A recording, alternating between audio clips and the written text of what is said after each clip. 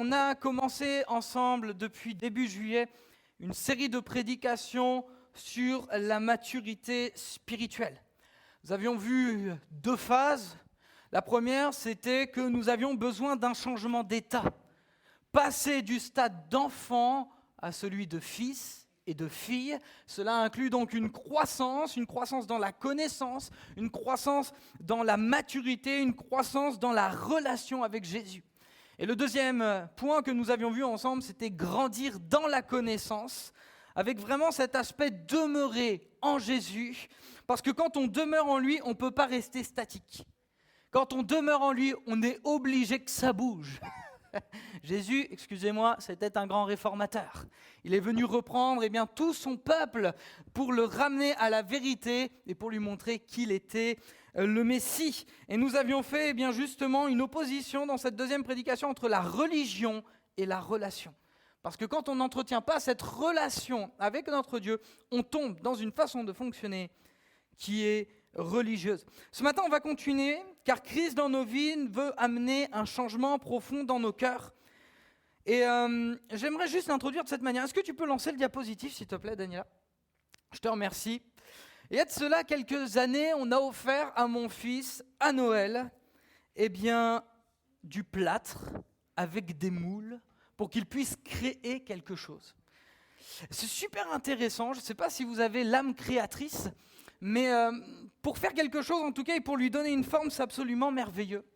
Mais vous savez, il y a des instructions, il y a un mode d'emploi, et on doit respecter le mode d'emploi.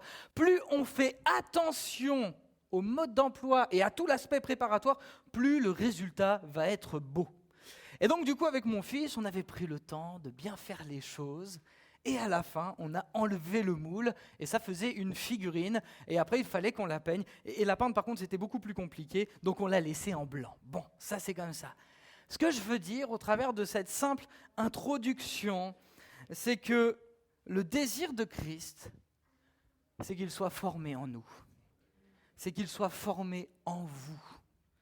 Et pour cela, nous allons lire un texte que nous trouvons dans l'épître de Paul aux Galates. Ce sera vraiment notre texte principal ce matin, Galates chapitre 4, verset 19, où finalement l'apôtre Paul veut nous amener à réaliser que Christ veut prendre forme dans notre vie. Et cela va nous amener à plusieurs réflexions. Et vraiment que le Seigneur ce matin puisse toucher nos cœurs et nous amener un petit peu plus loin. Galates chapitre 4, verset 19, vous connaissez certainement ce passage, pour vous qui avez l'habitude de lire la Bible. Il est écrit ceci, « Vous êtes mes enfants ». L'apôtre Paul s'adresse à l'église de Galate qu'il a enfantée. Et il va dire, « J'endure pour vous, une fois encore, les douleurs de l'enfantement, jusqu'à ce que le Christ soit formé en vous. Amen. » Le cri de l'apôtre, c'est le cœur d'un homme qui aime Dieu, qui aime son Église et qui veut voir Christ formé en eux, dans leur cœur. Et ça, c'est vraiment le cri d'un apôtre, mais je crois que c'est le cri de tout homme, de toute femme, qui veut voir Christ formé dans le cœur de ceux et de celles qui croient en lui. Le premier point que j'aimerais aborder avec vous, c'est la loi vs la grâce. Ici, l'apôtre Paul utilise un vocabulaire qui est tout à fait surprenant. Nous voyons au travers des mots qu'il va utiliser une souffrance. Vous êtes mes enfants et j'endure. Une fois encore. C'est-à-dire que ce n'est pas la première. Les douleurs de l'enfantement. Et cela implique une douleur physique. Ça le prend aux tripes, excusez-moi le terme. Ça le prend dans ses entrailles. Il voit l'Église, il voit que l'Église n'avance pas. La lettre de Paul aux Galates, ce n'est pas une simple lettre où c'est de l'amour, de la bienveillance, de la doctrine. C'est une lettre complexe, car en réalité, l'apôtre Paul reprend les bases avec eux.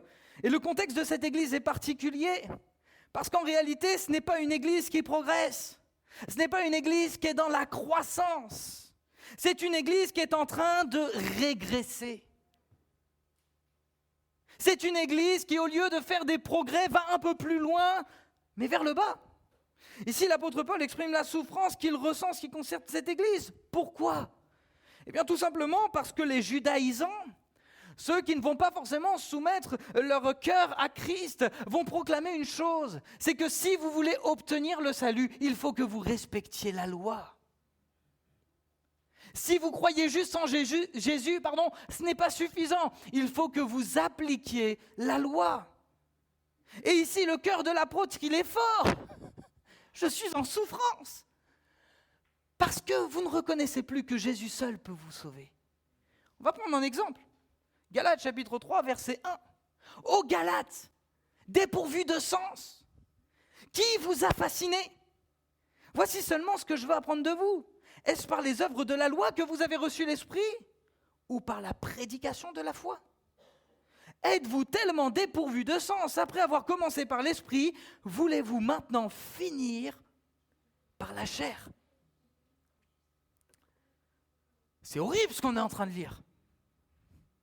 Il n'y a personne qui a dit Amen. Si on prend le temps d'étudier juste le livre aux Galates, toute une partie du premier chapitre, jusqu'au chapitre 2 et un peu plus, Paul défend l'autorité apostolique, c'est-à-dire qu'il défend son ministère. Parce qu'en fait, les adversaires vont le ridiculiser. Les adversaires vont essayer de l'abaisser, de le discréditer. Il va défendre son ministère. Et à partir du chapitre 3, il va défendre la justification par la foi. Le message que l'apôtre Paul est en train de déclarer à cette église qui a régressé, parce qu'elle voit le salut par les œuvres et par le moyen de la loi, est un message qui aujourd'hui est plus que pertinent, est plus que nécessaire à entendre pour chacun d'entre nous. La première question quand même qui se pose, c'est est-ce que l'influence des autres m'impacte dans ma relation avec Dieu? Quand on étudie les Galates, plusieurs commentateurs vont noter ceci. Donc là, on ne parle pas que des chrétiens de Galatie, mais comprenez bien, la culture nous touche personnellement et va aussi nous influencer. Les Galates sont considérés comme remuants, inconstants, guerriers, instables, sensibles à l'influence extérieure.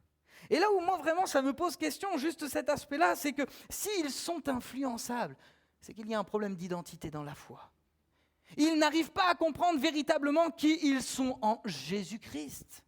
Et vous savez, un discours lié sur l'intelligence qui nous amène à reconnaître que par les œuvres de la loi je peux être sauvé, c'est quelque chose de facile.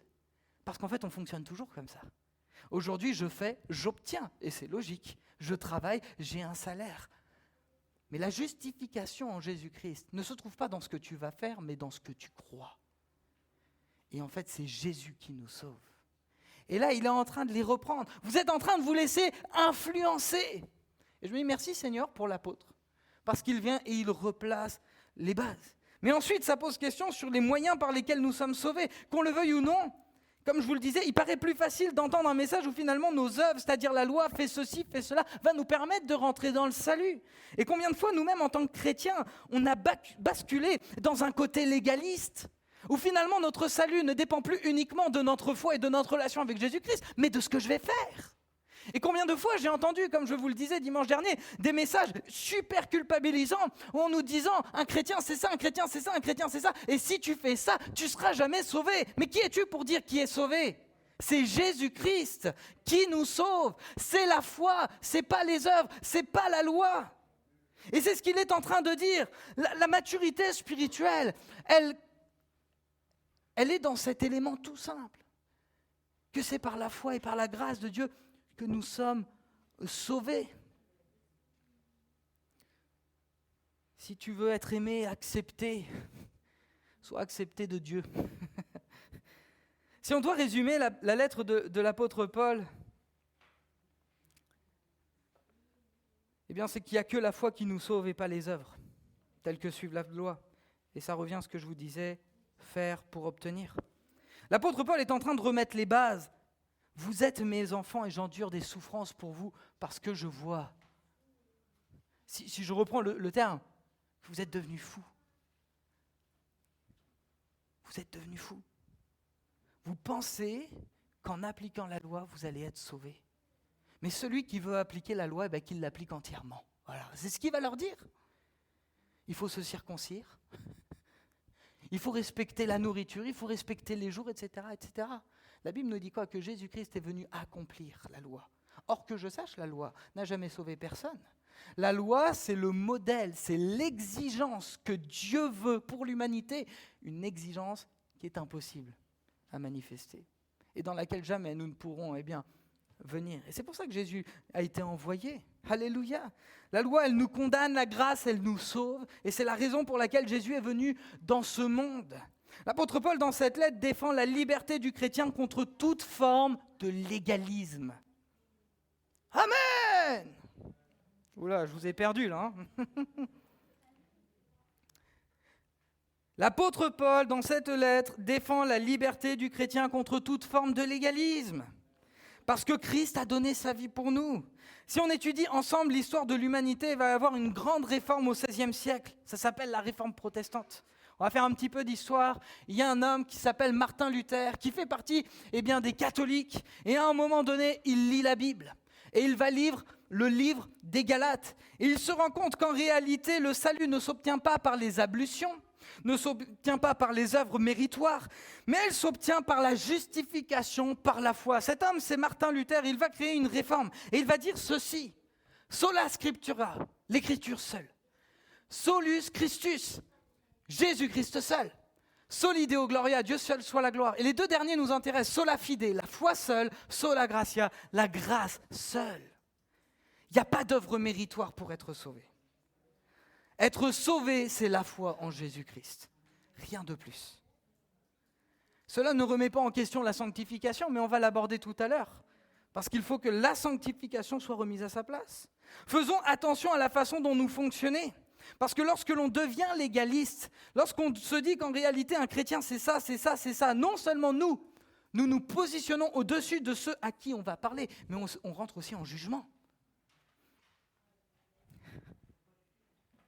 Le contexte nous montre que c'est une chose qui peut nous influencer par des raisonnements, une forme d'intelligence, qui peut se faire passer pour spirituelle et qui en réalité ne l'est pas, être sauvé par la loi. Moi j'essaie d'imaginer, quand je lis un petit peu la lettre aux Galates, j'essaie d'imaginer ces hommes qui sont bien habillés et qui viennent dire, mais d'une manière tout à fait raisonnable et intellecte, écoutez frères et sœurs, oui en effet Jésus-Christ est mort pour vous et vous pouvez être sauvés à une seule condition, si vous respectez la loi.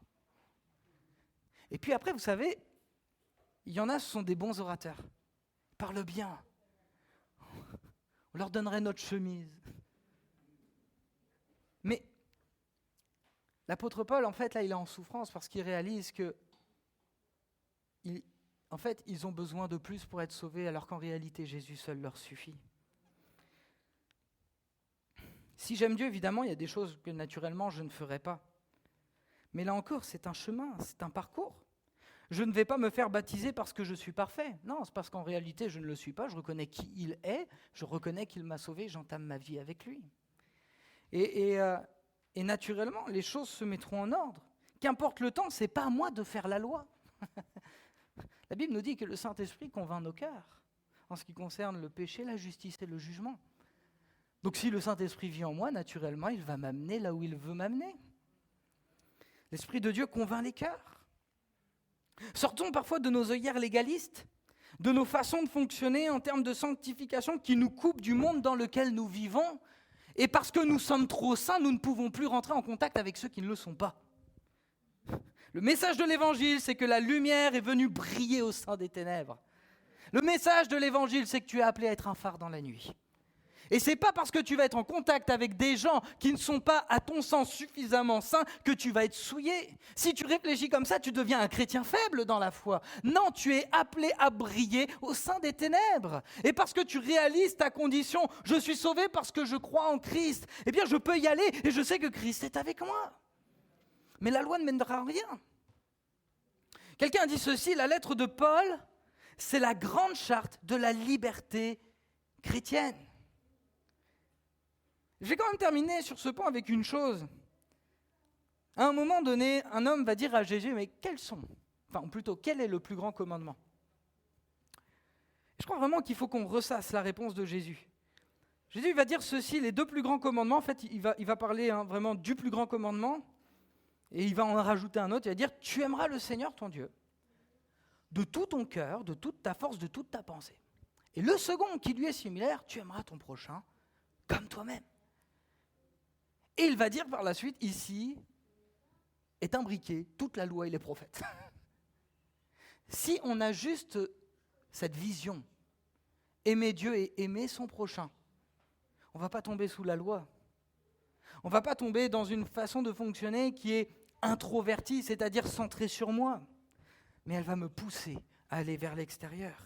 L'objectif, la mission que nous avons, c'est de répandre ce que nous avons reçu.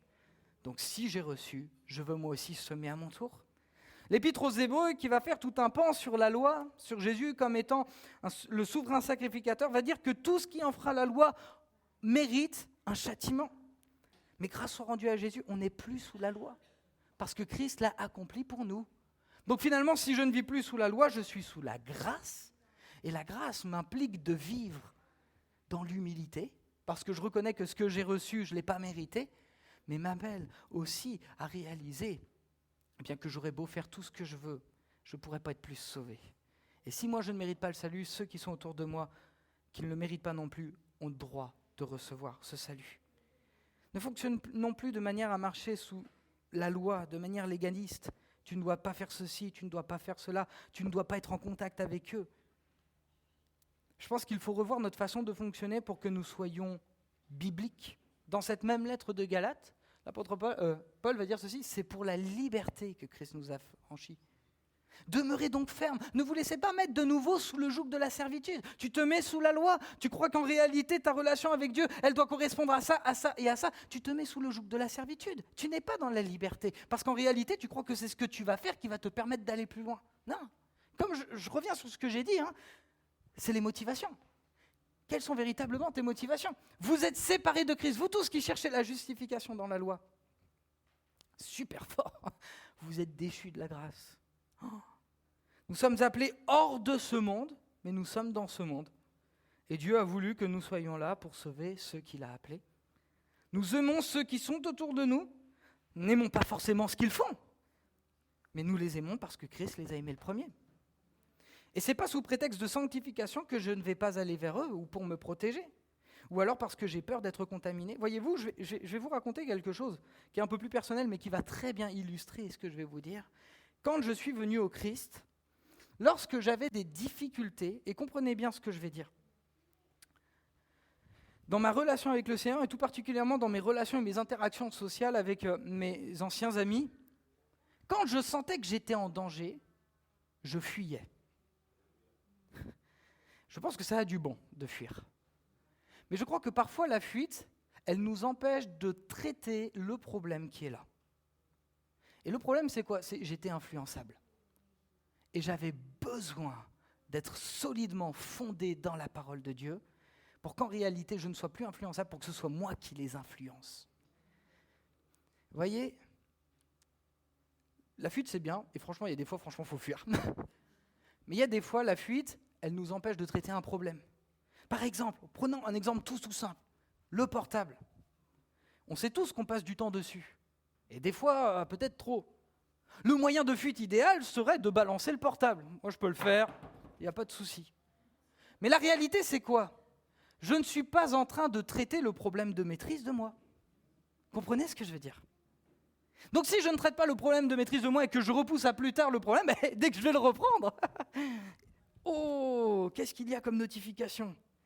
La France a perdu, mince. Comprenez ce que je veux dire? À un moment donné, la fuite, c'est bien. À un moment donné, elle nous empêche de traiter un certain problème. Alors, il y a peut-être un moment où je ne suis pas prêt à le faire. Mais à un moment donné, il va peut-être falloir que je prenne, excusez-moi le terme, les taureaux par les cornes et que je traite le problème. Christ nous a affranchis pour que nous soyons libres. Et si, entre guillemets, peut-être les influences que j'avais m'influencent moi, j'ai besoin de grandir. J'ai besoin de parvenir à une certaine maturité pour qu'eux n'aient plus cette capacité à m'influencer, mais pour que ce soit moi qui puisse les influencer. Parce qu'en réalité, je sais que Christ vit en moi. Et si je veux tout simplement progresser, il faut que je demeure en lui. Et naturellement, lui qui demeure en moi va m'aider à aller de l'avant.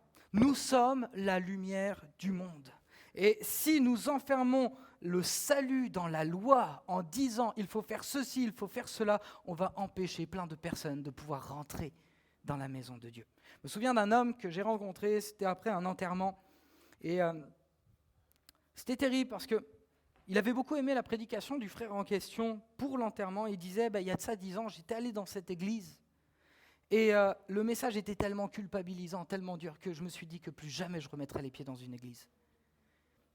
Christ est venu pour la liberté. Christ est venu pour nous affranchir. Christ est venu pour nous sauver. Qu'est-ce que ça veut dire évangile ? La bonne nouvelle. Ce lieu est un lieu de bonne nouvelle. Alléluia. Oui, en effet, je vais faire attention à ce que je vais faire. Mais néanmoins, je ne veux pas m'enfermer dans une façon de fonctionner où je vais me mettre sous le joug de la servitude, sous la loi. La loi de Moïse, elle est bonne, mais elle reflète juste ce qu'on est incapable de faire. Avec Christ, tout devient possible. Alléluia. Mais ne nous mettons pas sous le joug. Et ne soyons pas, ça c'est super important, trop exigeants avec ceux qui nous entourent. Si vous êtes exigeant avec vous-même, c'est une chose, et c'est votre problème. Si vous êtes exigeant avec les autres, vous pouvez les éloigner de la foi. Le Seigneur connaît leur cœur. Et si le Seigneur connaît leur cœur, il sait comment faire avec eux. C'est super intéressant parce que, je reviendrai dessus tout à l'heure, mais l'apôtre Paul compte davantage sur l'Esprit de Dieu que sur sa propre lettre pour que les gens puissent être changés. Comptons davantage sur l'Esprit de Dieu que sur ce que l'on vint dire. Il est important de réaliser que nous sommes appelés à vivre dans la liberté. Et c'est cette liberté qui va nous permettre de parvenir à une forme de maturité spirituelle. Le deuxième point que je voulais voir avec vous pour ce matin est le suivant. Un changement d'identité, mais pas de personnalité. On pourrait compléter ce qu'on a lu ensemble. Vous êtes mes enfants et j'endure pour vous une fois encore les douleurs de l'enfantement jusqu'à ce que Christ soit formé en vous, avec Philippiens 2,5 qui va dire « Ayez en vous les sentiments qui étaient en Jésus-Christ ». En fait, le sujet dans les deux textes, c'est Christ. C'est l'élément central. C'est Christ qui doit amener dans nos vies et dans nos cœurs ce changement. On a plusieurs passages qui nous disent qu'on a besoin d'être transformé en la même image que Jésus. De Corinthiens 3,18, Romains 8,29. Mais ce que l'apôtre Paul est en train de dire lorsqu'il dit que Christ soit formé en vous, ce n'est pas une imitation de ce que Christ fait, mais c'est le fruit d'une relation avec Christ. Et peu à peu, parce que je suis en relation avec lui, il transforme mon cœur et il transforme mes sentiments. Il y a donc un changement d'identité, mais pas de personnalité. Ce que je veux dire par là, c'est que nous ne sommes pas des robots. Nous sommes tous différents. Alléluia! Et je vais même jusqu'à vous dire que Dieu nous a voulu tous différents. Tous! Que Dieu nous a fait différents et que Dieu veut nous amener un changement de mentalité, de fonctionnement en respectant notre personnalité. Maintenant, intéressons-nous quelques instants au terme qui est utilisé, jusqu'à ce que Christ soit formé en nous. Le terme formé, donc c'est morpho, en grec, ça veut dire donner une forme, façonner, modeler. On peut même aller jusqu'à dire faire prendre sa véritable forme. Le sous-entendu, c'est revenir à la forme originale, ce qui était bon, ce qui devait être depuis le début, mais ce qu'on va amener justement à être aujourd'hui. Et c'est intéressant en fait le choix des mots. L'apôtre Paul aurait pu dire « devenez comme Christ ». Il aurait pu dire « imitez le Seigneur » ou encore « soyez transformés ». Mais il choisit le mot « former ». Et finalement, ce mot-là, il va s'impliquer dans une image qu'il va utiliser, qui est l'image de la grossesse. Alors je l'ai mis en image. Et je me dis qu'en réalité, le bébé ne s'imite pas. Il est formé progressivement. Invisible au début, puis au bout d'un moment reconnaissant, enfin on peut le reconnaître, reconnaissable, puis pleinement développé. Et là, l'idée, c'est vraiment d'amener les chrétiens de Galate à réaliser qu'il faut que Christ puisse se développer dans leur cœur, se développer dans leur vie. Il faut que Christ puisse parvenir à maturité dans leur cœur. Que Christ puisse naître et grandir jusqu'à prendre forme dans le cœur. Allons un peu plus loin dans l'observation. Paul montre que ce n'est pas une imitation, mais que c'est vraiment le produit d'une relation. À plusieurs reprises, par exemple dans le livre des Galates et aussi dans d'autres passages, il va parler de ce que produit la relation. Galates 2,20 va dire ceci, ce n'est plus moi qui vis, c'est Christ qui vit en moi. Colossiens 1,27, il va dire Christ en vous, l'espérance de la gloire. Et on sait que Colossiens, ça va être surtout Christ en vous, etc., etc. Jésus va dire demeurez en moi et je demeurerai en vous. L'idée dans ces textes n'est pas de faire exactement comme Jésus, mais c'est de laisser Jésus vivre en soi. C'est totalement différent.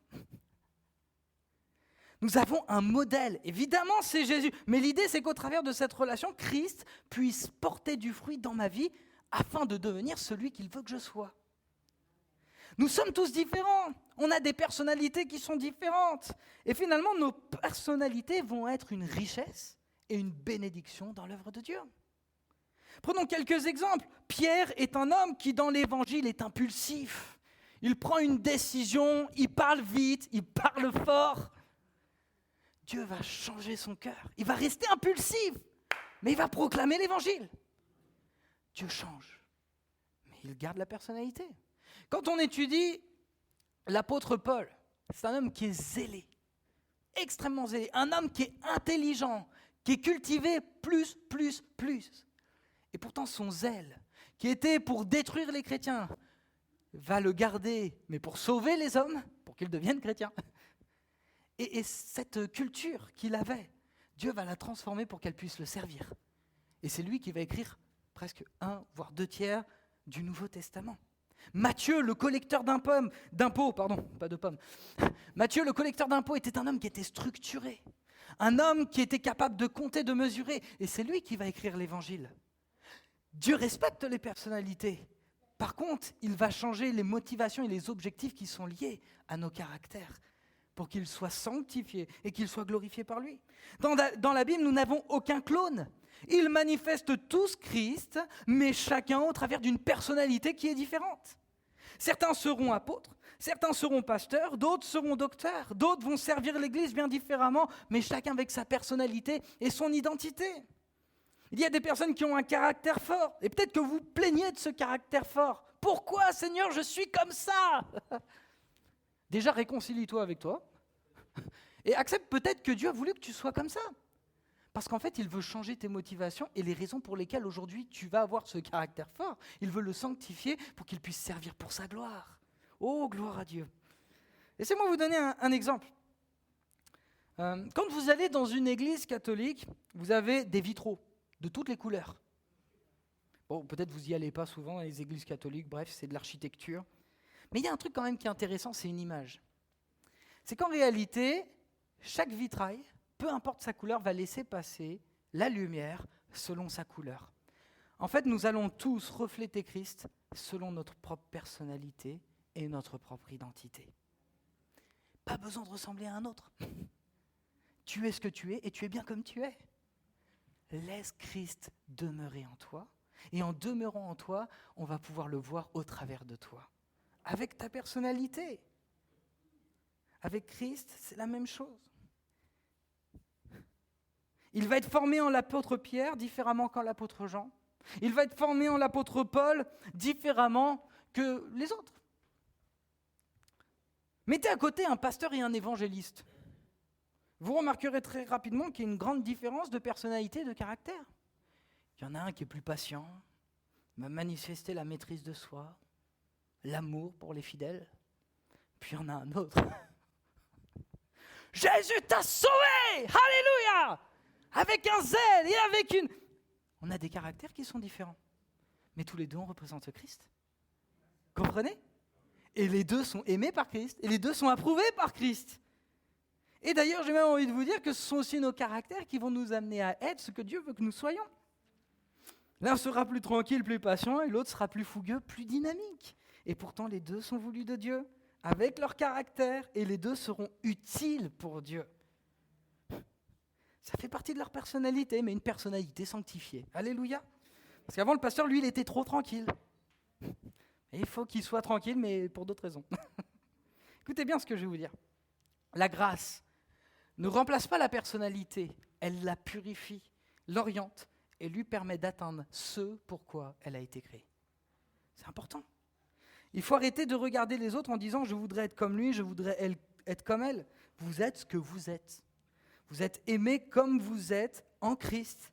Et il vous a pris tel que vous êtes, avec votre façon d'être, de fonctionner, parce qu'il veut se glorifier au travers de vos vies et parce qu'il veut que l'on voie plusieurs aspects de sa personnalité au travers de vos personnalités. Il ne te demandera jamais de ressembler à un tel, parce qu'on est différent. Et si on pousse un peu plus loin le raisonnement, si Dieu est un créateur et que sa création est infiniment variée, nous faisons partie de ces créatures qui sont infiniment variées, avec nos personnalités. Si certains possèdent plus de talents que d'autres, c'est normal. On est tous différents.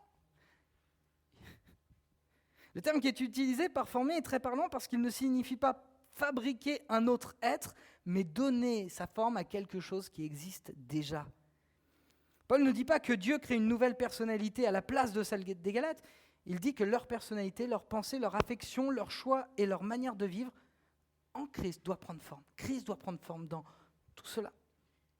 Autrement dit, Jésus ne cherche pas à faire de toi un autre Jésus au sens d'un clone, il cherche à ce que Jésus soit visible au travers de toi, au travers de ta vie. En fait, et là aussi, je trouve qu'il y a une sagesse absolument extraordinaire de l'apôtre Paul. Il compte sur la présence de Dieu pour les changer. Il ne compte pas uniquement sur ses capacités. En fait, il va prier pour que Christ soit formé en eux. Il va reprendre ce qui a besoin d'être repris. Il va leur dire, mais j'ai envie de vous dire, si l'Esprit de Dieu n'agit pas dans ce que je vais dire, ça ne sert à rien. Et lui-même, il en est conscient. Voilà tout ce que je vous dis. Mais en réalité, je prie pour vous, pour que Christ soit formé en vous. Autrement dit, je n'ai pas la capacité de le faire. Ni l'apôtre Paul, ni des villes pasteurs. Jésus seul peut le faire. Et il faut pour cela que Christ prenne forme dans ton cœur, dans ta vie. Quelqu'un a dit ceci, la sanctification n'est pas l'effacement de l'homme, mais sa restauration. Extraordinaire! Quand tu es sanctifié, quand tu te sanctifies, quand tu commences à prendre des décisions, des choix qui sont pour le louer, pour l'adorer, pour le glorifier, parce que tu veux lui plaire, au travers de toi, il y a une restauration dans ton caractère et ta personnalité, où tu vas garder les mêmes éléments, mais pour sa gloire. Waouh! Amen! Dieu te restaure dans ton identité. Dieu te restaure dans ton caractère et dans ta personnalité.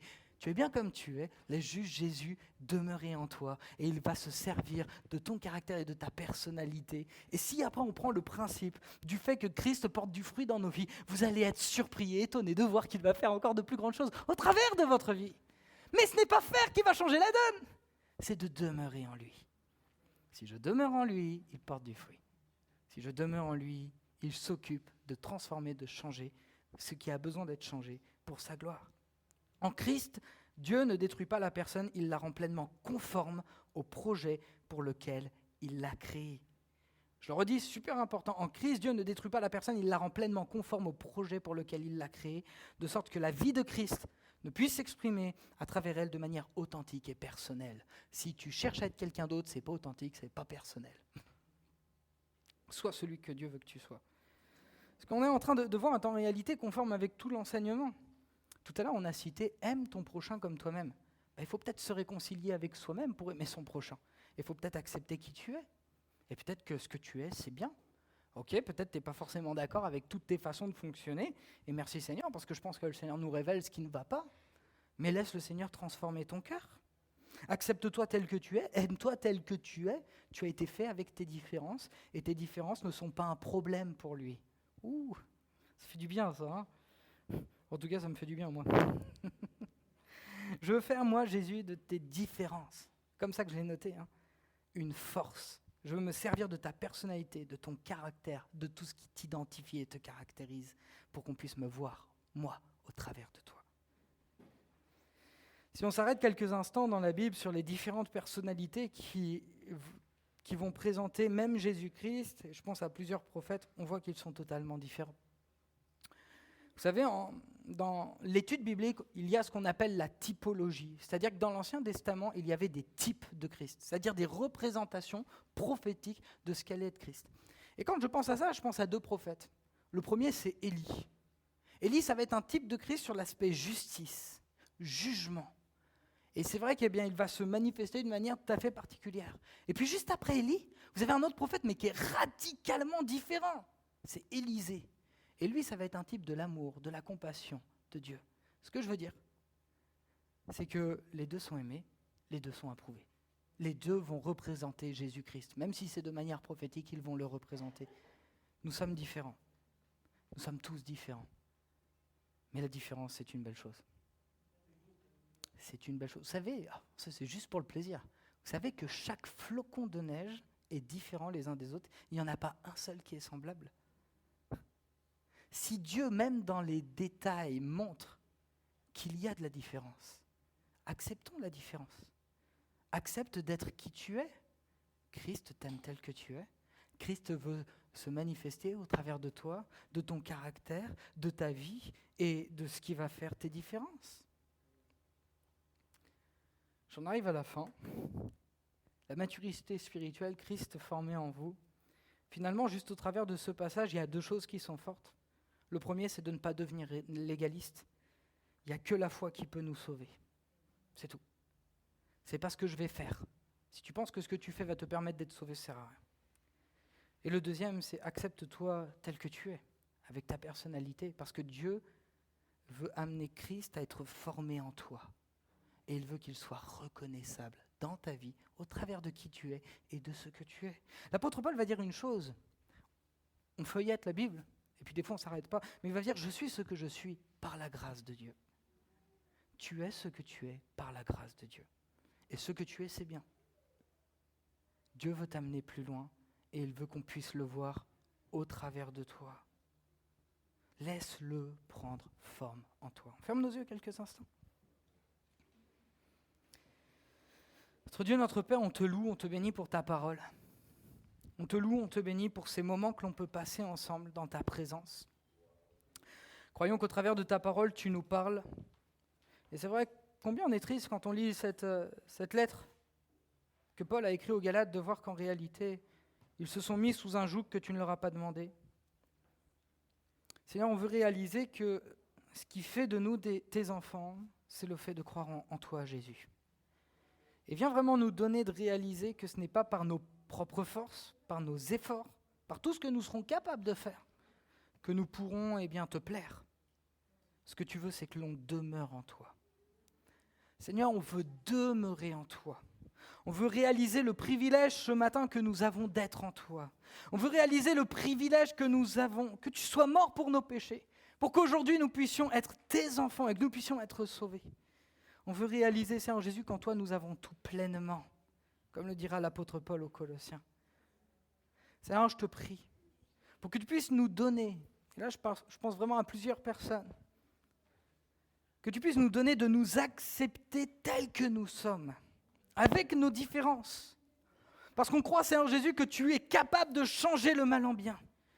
Nos caractères qui ne sont pas à ta gloire parce qu'on va les manifester pour les mauvaises raisons. Père, je te prie vraiment pour que tu puisses opérer une transformation dans nos cœurs.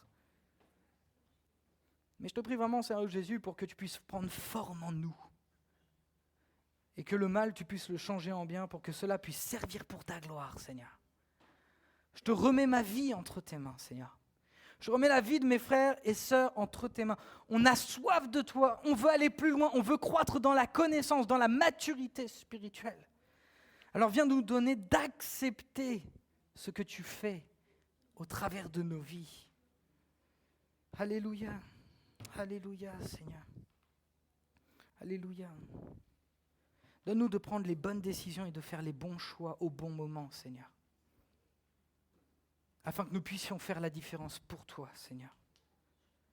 On veut avoir les mêmes sentiments qui étaient en toi, Jésus. Alors, Seigneur Jésus, viens nous changer, viens nous transformer. Viens, Seigneur Jésus, te former dans nos vies et dans nos cœurs, pour que tu puisses prendre la forme que tu veux, pour que nous puissions te glorifier dans nos vies et dans nos cœurs. Amen. Alléluia.